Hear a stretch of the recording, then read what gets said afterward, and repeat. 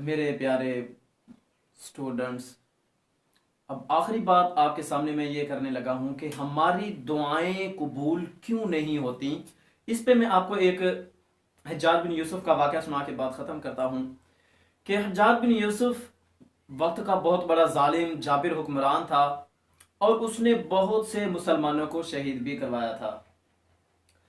اب اس حجاج بن یوسف کو پتہ چلا کہ مستجاب الدعوات لوگ ہیں جو کہ دعائیں کرتے ہیں اور ان کی دعائیں قبول ہو جاتی ہیں، تو اس کے ایریے کے جتنے بھی لوگ تھے، جتنے بھی مستجاب الدعوات تھے، اس حجاج بن یوسف نے ان سب کو بلا کے ان کی دعوت کی، اور اس نے دعوت کے اندر کچھ ایسا ملا دیا کہ اب اس کو حجاج بن یوسف کو جو ڈر خطرہ تھا ان کی بد دعاؤں کا وہ ختم ہو گیا۔ کیونکہ مستجاب الدعوات جو لوگ ہوتے ہیں یہ ایسے لوگ ہوتے ہیں کہ اگر ان میں سے ایک بندہ بھی ہاتھ اٹھا دے کہ یا اللہ فلاں کو اٹھا لے، یا اللہ فلاں کو غرق کر دے، یا اللہ فلاں کو تباہ کر دے، اگر ایک شخص بھی ان میں سے ہاتھ اٹھا لے تو اس کی دعا قبول ہو جاتی ہے، اور جس کے حق میں وہ بد دعا کی جا رہی ہوتی ہے اس کا بیڑا پھر اس طرح ہو کے رہتا ہے جس طرح ہاتھ اٹھانے والا اللہ سے التجا کر رہا ہوتا ہے۔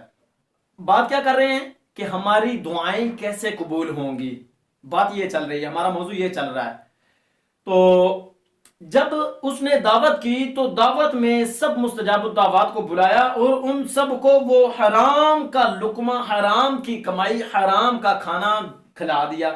جتنا بھی اس نے دعوت کا انتظام کیا ہوا تھا اس میں سے کچھ اس نے کیا کیا، اس نے حرام کی غذا اس میں ڈال دی اور ان مستجاب الدعوات کو حرام کھلا دیا۔ اب کیا ہوا، جب اس نے سب کو حرام کھلا دیا تو اس وقت حجاج بن یوسف بے خوف و خطر، بے دھڑک وہ یہ بول اٹھا، اس نے کہا کہ اے مستجاب الدعوات لوگوں کی جماعت، جتنی مرضی میرے خلاف بد دعائیں کر لو، اب آپ لوگوں کی بد دعائیں میرے خلاف کام کرنے والی نہیں ہیں۔ کیا اب آپ لوگوں کی بد دعائیں میرے خلاف کام کرنے والی نہیں؟ کیا مطلب کہ آپ جو بھی میرے خلاف بد دعا کرو گے اس بد دعا کا میرے اوپر کوئی اثر نہیں پڑنے والا۔ کیوں؟ کیونکہ میں نے آپ لوگوں کو جو دعوت کے اندر غذا کھلائی ہے اس میں نے حرام کو شامل کر دیا ہے۔ تو پیارے دوستو، اسٹوڈنٹس، طلباء، آپ سے یہی گزارش ہے کہ اگر مستجاب الدعوات جیسے لوگ، وقت کے ولی مقرب لوگ، ان کے اندر اگر ایک لقمہ حرام کا چلا جاتا ہے ان کی دعائیں قبول نہیں ہو رہی تو پھر ہماری دعائیں کیسے قبول ہوں گی؟ اس لیے ابھی ہماری عمر ہے، ابھی سے اپنے اندر حلال کی عادت ڈالیں، ابھی سے اپنے آپ کو حرام سے بچائیں۔ اگر حرام کا ایک لقمہ ہمارے پیٹ میں چلا گیا تو جانتے ہو کیا ہوگا؟ ہاں، 40 دن تک عبادت قبول نہیں ہوتی۔ آپ 40 دن تک سجدے پہ سجدہ لگائے رکھیں، آپ 40 دن پر تسبیح پہ تسبیح پڑھتے رہیں، آپ 40 دن تک تہجد پڑھتے رہیں، آپ 40 دن تک طواف کرتے رہیں، اگر ایک حرام کا لقمہ آپ کے پیٹ میں چلا گیا تو 40 دن کی عبادت آپ کی قبول نہیں ہوگی۔ تو سوچیں ہمارے اندر کتنے روزانہ کے بیس پہ لقمے حرام کے جا رہے ہیں۔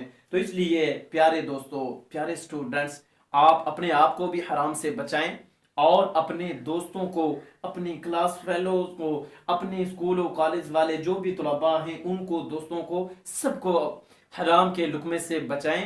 اور جب حرام کے لقمے سے ہم بچیں گے تو پھر انشاءاللہ اللہ پاک ہماری دعاؤں کو قبول کریں گے۔ امید کرتے ہیں کہ آپ کو سمجھ آئی ہوگی ساری بات، لیکن یہ جو آخر میں حجاج بن یوسف کا واقعہ سنایا ہے یہ آپ نے کبھی بھی نہیں بھولنا، اس کو آپ نے ہر آن ہر گھڑی ہمیشہ اپنے ساتھ ایسے رکھنا ہے جیسے آپ کے جسم کے ساتھ آپ کا سر لگا ہوا ہے۔ اس واقعے کو بھی ایسے رکھیں تو انشاءاللہ آپ زندگی بھر، میرا دعویٰ ہے، آپ زندگی بھر حرام نہیں کھا سکیں گے۔ اللہ پاک ہمیں عمل کی سمجھ کی توفیق عطا فرمائے، آمین وما علینا۔